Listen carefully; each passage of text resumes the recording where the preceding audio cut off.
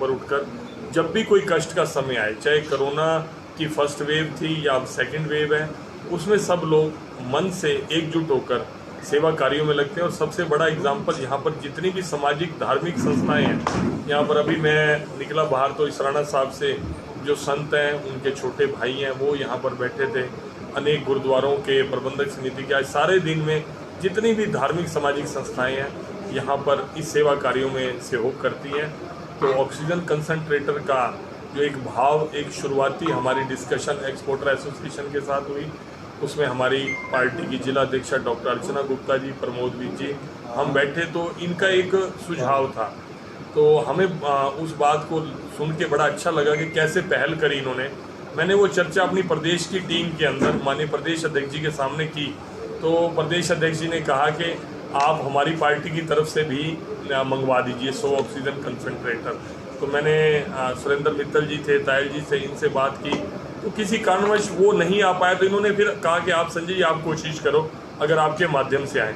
तो हमने फिर पूरे प्रदेश में 432 कंसंट्रेटर्स की पहली हमारी जो लॉट था वो हमारा यहाँ पर पहुँचा। तो उसमें हमने कोशिश करके हर जिले के अंदर पूरे प्रांत में ऑक्सीजन बैंक की स्थापना की। तो जैसे ही ऑक्सीजन की, पिछले दिनों तो बहुत पैनिक था ऑक्सीजन को लेकर, कार्यकर्ता सिलेंडर ले लेकर गाड़ियों में घूमे, घरों तक जो आइसोलेशन में थे उन लोगों तक पहुंचाया। लेकिन अब ये हमने ऑक्सीजन कंसंट्रेटर भी ये मंगवाकर एक सपोर्टिव, हालांकि परमात्मा करे थर्ड वेव कोरोना की ना आए, लेकिन अगर किसी भी वो होने को कोई टाल नहीं सकता, अगर आती है तो उसकी तैयारियों के लिए प्रत्येक कार्यकर्ता, समाज, संगठन और पार्टी इस काम के अंदर लगी हुई है। और आप सब लोग यहाँ पर पहुँचे, मैं आपका स्वागत करता हूँ। भाटिया जी, पानीपत को कितने कंसंट्रेटर मिले हैं इसमें? 90 को 89 उनमें एक हो रहा है। और इससे पहले भी लगभग 36 से 32 कंसंट्रेटर्स आए हैं। उससे पहले कई संस्थाओं ने, बाहर विदेशों में बैठे हुए लोगों ने अपनी भावना से, अभी मैं एक मीटिंग में था तो मुझे बताया गया, मुझे बड़ी खुशी हुई, हमारे ही पानीपत की बेटी ने अमेजोन के सब लोगों से मिलकर 18.5 करोड़ का डोनेशन इकट्ठी करके भेजी है। हमारे नरेंद्र बरेजा जी अपने पुराने स्वयंसेवक हैं, उनकी बेटी ने, मुझे अभी बलराम नंदवानी जी ने बताया, कितना गर्व होता है एक छोटी सी बच्ची ने एक अपने हिंदुस्तान के लिए बाहर बैठे हुए, देश से बाहर बैठे हुए 18.5 करोड़ जनरेट करना और करके उन्होंने वो भेजा है। अभी 5 मिनट पहले मुझे पता चला। हर लोग अपने लेवल पे लगे, मैं समझता हूँ कोई भी कसर नहीं छोड़ रहा। तो ये ब्लॉक स्तर पे भी रहेंगे या जिले के अंदर या कोई? ये जिला पर ऑक्सीजन जैसे ये सारी संस्थाएं जैसे डिमांड आएगी उस डिमांड के अनुसार से पहुंचाएंगे। बट सब ऑक्सीजन की बात चली है, आज एम्स के एक बहुत बड़े डायरेक्टर हैं, अंग्रेजी अखबार में उनका इंटरव्यू छपा हुआ है कि डॉक्टर्स ने कोरोना ट्रीटमेंट के दौरान स्टेरॉइड्स का मतलब खुल के रूटीन में मतलब उन्होंने किया। एक तो ये इस वजह से ब्लैक फंगस के मामले, उसका इन्फेक्शन डेवलप हो गया, जो ब्लैक फंगस के मामले आ रहे हैं। डॉक्टर्स ने स्टेरॉइड्स की गोलियां जो हैं वो रूटीन में यूज़ की। दूसरी, अनहाइजेनिक ऑक्सीजन की सप्लाई हुई है मरीज़ों को, जिससे इन्फेक्शन हुआ और ब्लैक फंगस में अब बदल गया है। बहुत बड़ा इंटरव्यू आया है और ICMR से सारे मामले की जांच करने की बात की गई। चूँकि आप दिल्ली से ताल्लुक़ रखते हो, सीधा इसका जवाब। जानकारी मैं ज़रूर देता हूँ, जवाब शब्द तो आपका ठीक नहीं है, क्योंकि आप बिल्कुल ठीक कह रहे हैं। इसी के कारण देखिए ब्लैक फंगस सामने आया तो ये फाइंडिंग्स यही आई कि जो पानी यूज़ किया गया ह्यूमिडिटी वाले ऑक्सीजन के लिए, वो अगर क्लियर होता, क्लीन होता तो ये दिक्कत ना आती। लेकिन यहाँ पर हमें डॉक्टर्स को, जो हमारे कोरोना वॉरियर्स हैं, मैं उनको सल्यूट करता हूँ। मैं उनकी कमी निकालने के लिए बैठा, मैं उनको सल्यूट करता हूँ कि उन डॉक्टर्स ने अपनी जान की परवाह ना करते हुए, चाहे वो सरकारी डॉक्टर हो, पैरामेडिकल स्टाफ हो, या प्राइवेट डॉक्टर हो या पैरामेडिकल स्टाफ हो, उन्होंने अपनी जान पे खेल के, ये कोरोना सबके लिए एक अननोन सी बीमारी थी पूरे देश भर में। एक दिन वर्ल्ड हेल्थ ऑर्गेनाइजेशन WHO कुछ बोल रहा है, अगले दिन कुछ बोल रहा है, तीसरे दिन फाइंडिंग कुछ आई। पहले प्लाज्मा की ट्रीटमेंट बेस्ट बताई जा रही थी, अब प्लाज्मा की ट्रीटमेंट को रोक दिया गया। हर रोज नई डेवलपमेंट हो रही है और नए रूप में कोरोना आया। पहली वेव आप देखिए कि जो हाई BP वाले थे, शुगर वाले थे, ओल्ड एज वाले थे, उसके ऊपर अटैक हुआ। सेकंड वेव में देखो अब कंपैरेटिवली यंग लोगों को ज़्यादा अटैक हुआ। तो ये कुछ पता नहीं किस रूप में हमारे बीच में आए। तो डॉक्टर्स अपना बेस्ट देते हैं, उस समय तक की जो फाइंडिंग्स होती हैं उसमें बेस्ट देते हैं। ऑक्सीजन, अभी जो हमने ऑक्सीजन कंसनट्रेटर मंगाए हैं ये ड्राई भी है। अगर आपको ह्यूमिडिटी की ज़रूरत नहीं है, आप इसके अंदर आप बिल्कुल ड्राई ऑक्सीजन भी ले सकते हैं। ये ड्राई ऑक्सीजन भी जनरेट करता है। ये हमने जो अब लेटेस्ट मंगाए हैं और यूएसए से मंगाए हैं ये हमने। तो जो चीज़ें सामने आती जाती है लोग इम्प्रूव करते हैं। लेकिन दूसरा ये संकट ब्लैक फंगस का पूरे राज्यों में फैल रहा है, ये भी तो कोरोना की वजह से। दूसरी बात नहीं, आईसीएमआर नेशनल बॉडी है, देखिए इससे जांच की मांग की गई है। मैं डॉक्टर नहीं हूँ, मैं डॉक्टर हूँ कथूरिया जी। इसमें जांच तो तब हो कोई मेलाफाइड इंटेंशन हो किसी की। प्राइवेट डॉक्टर्स ने, चलो मेरी सुनो, प्राइवेट डॉक्टर्स ने जानबूझ के गलत इलाज पेशेंट का नहीं किया, उसको नहीं किया। उनको जो जानकारी थी उसे, ब्लैक फंगस कोई ये नई बीमारी नहीं है। आपने अगर आर्टिकल पढ़ा तो थोड़ी बहुत जानकारी मुझे भी है। ये बीमारी, ये एड्स के पेशेंट्स को जिनकी इम्यूनिटी बढ़ाने के लिए पहले हम स्टेरॉइड देते थे स्ट्रॉन्ग, उनमें ये दिक्कत आती थी। अब ये पहली प्रायोरिटी क्या होती है, पेशेंट की जान बचाना। ये साइड इफेक्ट उसके अंदर क्या क्या आते हैं, मेडिसिन के ट्रीटमेंट के साइड इफेक्ट्स आते हैं, और ये साइड इफेक्ट बहुत सीरियस आया, इसलिए सबने नोटिस किया, क्योंकि इसके लिए हम प्रिपेयर नहीं थे। ब्लैक फंगस एकदम से उसकी मेडिसिन के लिए उस पॉइंट ऑफ व्यू, लेकिन अब ये चीज़ ध्यान में आ गई है तो अब डॉक्टर्स उस चीज़ का ध्यान रख रहे हैं। मैं समझता हूँ इस आपदा काल में, संकट के समय में एक टीम के रूप में हमें काम करना चाहिए, एक दूसरे के ऊपर शक की नज़र से नहीं देखना चाहिए।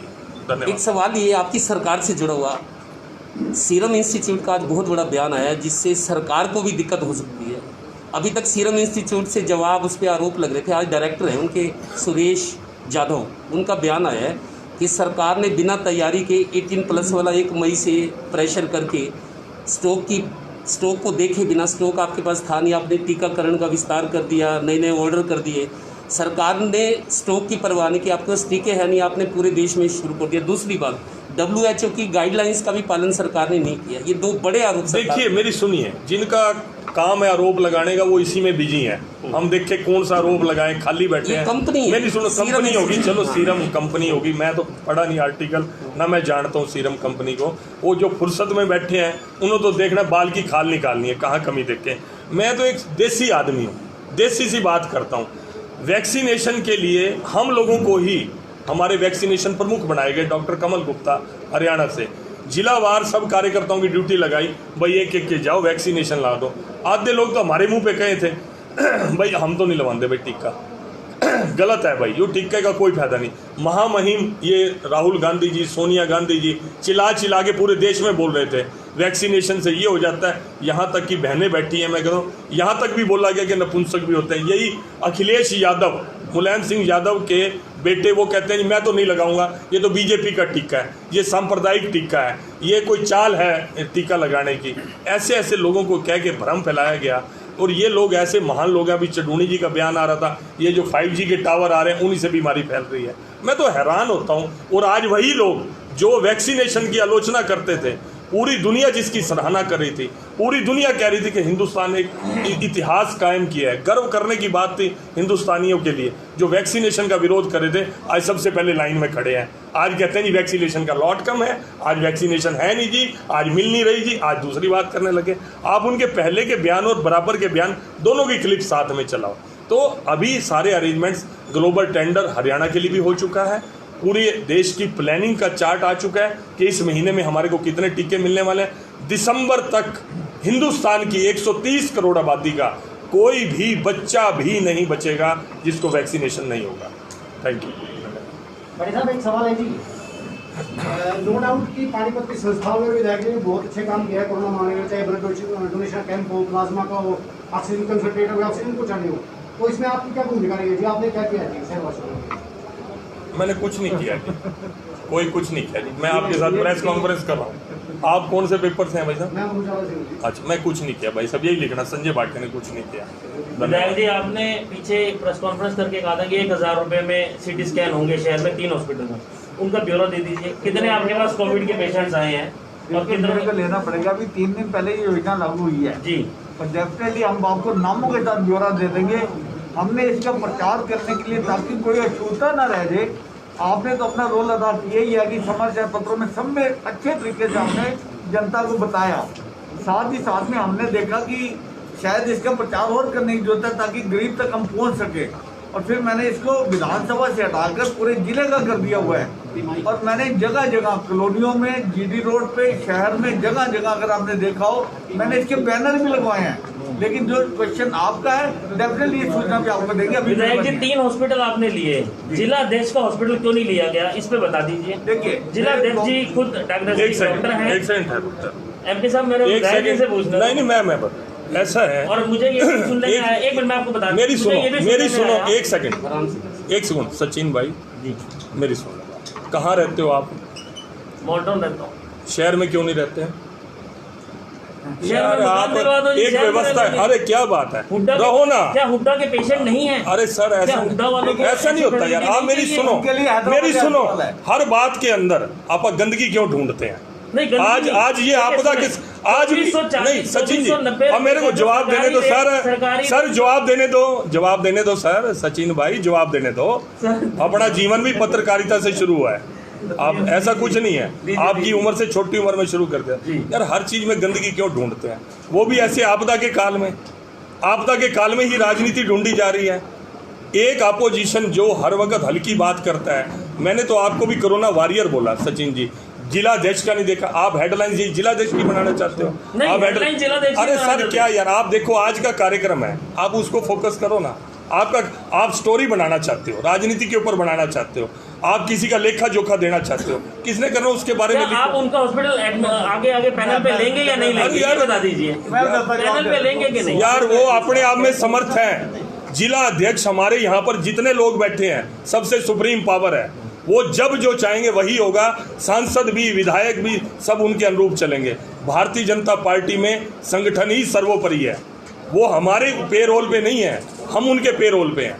हम संगठन के पेरोल पर बैठे हैं, जिससे जो भूमिका चाहेगा वो चाहेंगे। घुमा रहे हैं। मैंने पूछा क्या उनका हॉस्पिटल सर ये कौन होते हैं लेने वाले? ये कौन है लेने वाले? तीन भी तो लिए। अरे यार ये कौन है? हॉस्पिटल भी लिए यार वो सांसद जी, यार ये हॉस्पिटल भी लिए। सर ये मेरी बात सुनो, ये ऐसा नहीं सचिन जी। देखो आप ये पर्सनल है, आप करके आप प्रेस नहीं देखो, आप प्रेस को मोल्ड नहीं करता। आपकी जिम्मेवारी नहीं है। हम अपना जवाब दे रहे हैं ना। हमारे सबके बॉस वही हैं, वही सुप्रीम है हमारे यहाँ पर। हमारे यहाँ संगठन सुप्रीम है।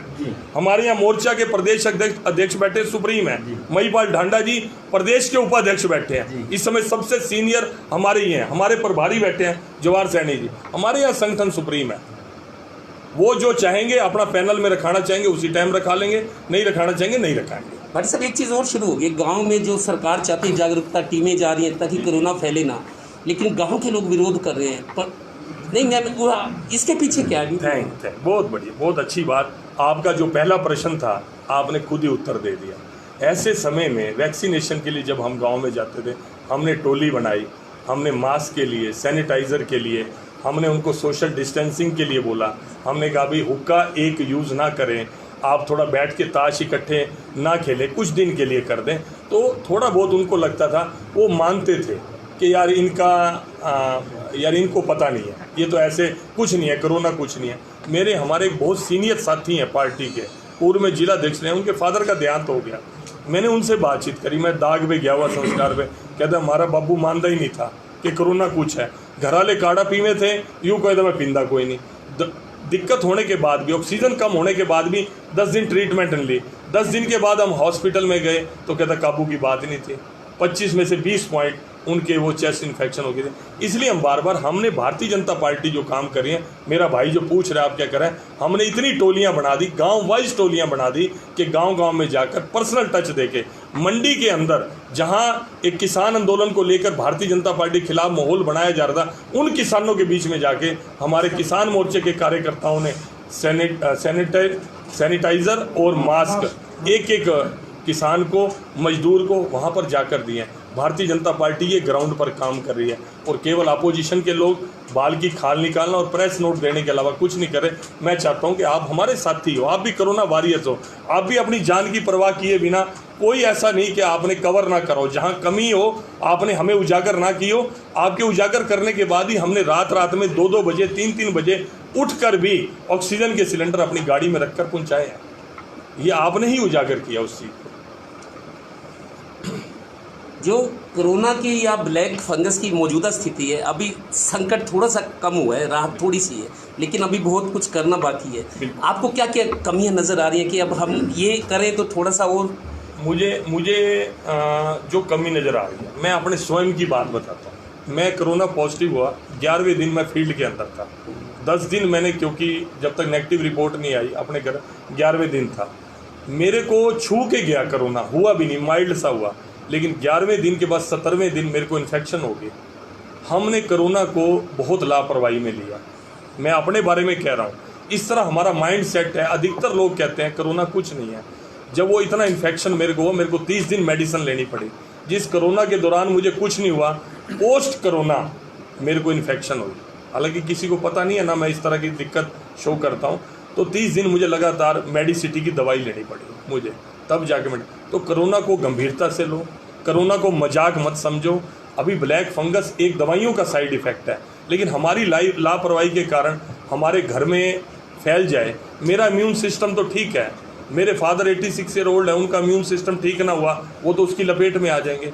मैंने हर घर से, परिवार के अंदर, इन दिनों के अंदर आप सोच भी नहीं सकते, मतलब कितने लोगों के शमशान के अंदर शरीर जलते देखे हैं। मैंने कितने घरों के अंदर इतनी तकलीफ़ देखी है, मैंने खुद अपनी आंखों से देखी है। करनाल में, पानीपत में, सैकड़ों जगह पर मैं रहा हूँ। मैं कहता हूँ किसी के परिवार में ये दुख ना आए, थर्ड वेव ना आए। थोड़ा सा इसको सीरियस हमें ले लेना चाहिए।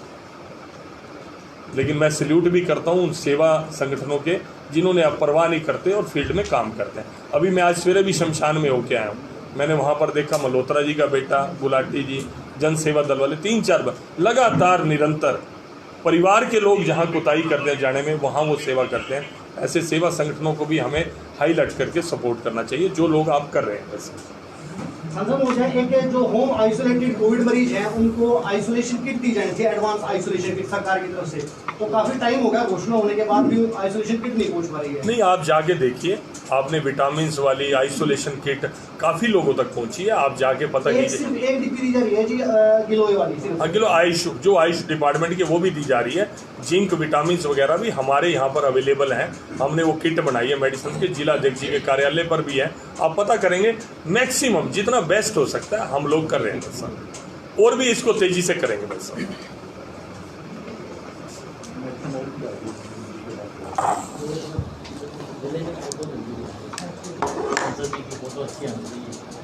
हमारी तो जैसी सूरत दी परमात्मा ने। भाटी जी पार्टी को बड़ी अच्छे तरीके से डिफेंड करती है। नहीं डिफेंड नहीं करते। नहीं, मूल है भाई साहब, काम को डिफेंड कर रहे हैं। मूल है भाई साहब, हम करते हैं। अगर असल में क्या है, कुछ लोग आंख वाले अंधे हैं, माफ़ी चाहूँगा, जिन्होंने देखना ही नहीं, जिन्होंने सिर्फ फेसबुक पे देश की सेवा कर देनी। कुछ लोग ऐसे हैं, उनको करारा जवाब है 100% हमारे कार्यकर्ता का जो फील्ड के अंदर है। अपोजिशन का धर्म है। अपोजिशन मतलब हम कि भगवान का भी रूप धर के आ जाएं, उन्होंने तब भी खोट निकाल कर गाली निकालनी है, उनका धर्म है, वो निकालें। लेकिन कुछ अपने फेसबुकिया मित्र हैं जिन्होंने गंदगी ही ढूंढनी है, उसके अलावा कुछ नहीं ढूंढना। मेरे उन भाइयों से रिक्वेस्ट है, कुछ समय में जैसे बॉर्डर पे भी रमज़ान के महीने में सीज़ फायर हो जाता है, इस कोरोना काल के अंदर कम से कम थोड़ा सीज़ फायर कर लो in the interest of country. कम से कम जहाँ हर घर में दुख है, अपनी फेसबुकिया इन चाल ढाल को रोक दो और रुक के बैठ जाओ, और ये टाइम निकल जाएगा, फिर हमारे को गाली दे देना, फिर हमारे को इलेक्शन में जो कुछ करना हो कर लेना। लेकिन अभी थोड़ी देर के लिए अपनी इस फेसबुकिया चाल ढाल को छोड़ दो। पानी को तो कितने मिले हैं ऑक्सीजन को? ये 89 है, आप समझिए 89। ये पूरे डिस्ट्रिक्ट 89 अभी मिले हैं, 32 पहले आ गए थे। और भी कोई कमी नहीं है भाई साहब, डायरेक्ट संस्थाएं भी भेज रही हैं जो हमारे माध्यम से आया। मैं वही बात कर रहा हूँ, जो हमने इंपोर्ट किए हैं, मैं वो जानकारी दे रहा हूँ। अच्छा सर, एक चीज़ और बताओ, अभी जो हालात हैं आज, सब स्थिति आपके सामने है। अच्छा, आपकी इंडिविजुअल ओपिनियन, पार्टी की तरफ से नहीं, क्या लॉकडाउन आगे बढ़ाना चाहिए कुछ और, या? देखिए, लॉकडाउन होने के कारण जो कुछ लोग लॉकडाउन की भी आलोचना कर रहे थे, नाराज भी हो रहे थे, लेकिन इस टाइम कोई महत्व किसी की नाराजगी, विरोध का, पक्ष का कुछ नहीं है। इस समय है कि लोगों के भले में क्या है। अगर ये लॉकडाउन ना हुआ होता तो जितनी स्पीड के साथ केसेस बढ़ रहे थे, और स्पीड के साथ बढ़ते, उतने अरेंजमेंट्स भी कम पड़ जाते। इसके भी डबल अरेंजमेंट्स हम कर लेते, कम कर लेते। लॉकडाउन के बाद आप देखेंगे कि वो केसेस बढ़ने की, पॉजिटिव केसेस बढ़ने की स्पीड कम हुई है, रिकवरी ज़्यादा हुई है।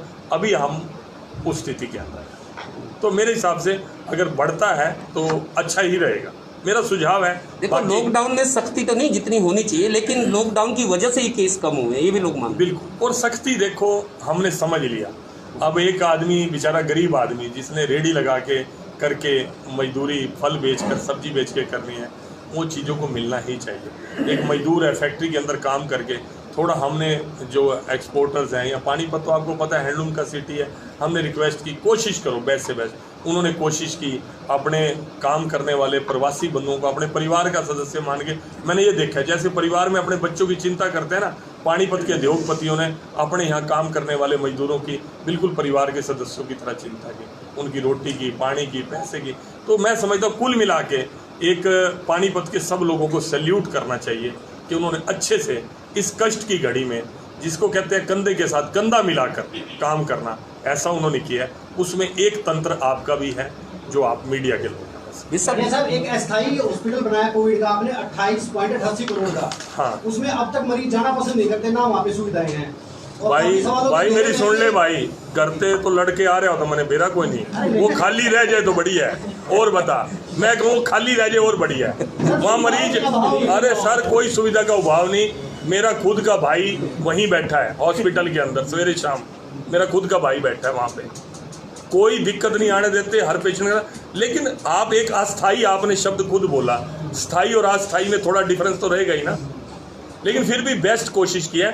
ये इमरजेंसी का लिए था कि जहाँ भी पूरे, ये माननीय प्रधानमंत्री जी की दूरदृष्टि थी, जहाँ भी ऑक्सीजन प्लांट पूरे देश भर में है वहाँ पर एक अस्थाई हॉस्पिटल बनना ही चाहिए। बात पैसे का, आप 28 करोड़ पे भी आपने जोर दे दिया। 28 करोड़ नहीं, मैं तो बता सकता हूँ, एग्जैक्ट फिगर है मेरे पास। चलो छोड़ो, आपकी खबर है ना, आप खबर पे मत चलो, आप खोज के लाओ, डॉक्यूमेंट्री एविडेंस दो, मेरे पास तो वो भी है, मैं बता सकता हूँ आपको। वो कंट्रैक्ट बेस पर है, 6 महीने का कंट्रैक्ट है, और जैसे हर महीने बढ़ेगा तो उसका एक एग्रीमेंट हुआ है। यह अस्थायी व्यवस्था इसलिए की गई कि एकदम से जैसे केसेस बढ़ रहे थे, बेड नहीं मिल रहे थे, ऑक्सीजन नहीं मिल रही थी, स्ट्रेचर तक के ऊपर, हॉस्पिटल के फर्श तक के पेशेंट्स की आपने फ़ोटो डाली। उस समय पैसे को क्या देखते भाई मेरे, पैसे को देखते। इंसान की एक जान की कीमत 100 करोड़ से भी ज़्यादा है, ये तो कोई बड़ी बात नहीं। और सुनो, जिसको घर में भी ऑक्सीजन नहीं मिल रही थी उसके लिए ऑक्सीजन प्लांट के साथ बेड लग गया। तो मेरे को लगता है कि इसकी बड़ाई करनी चाहिए।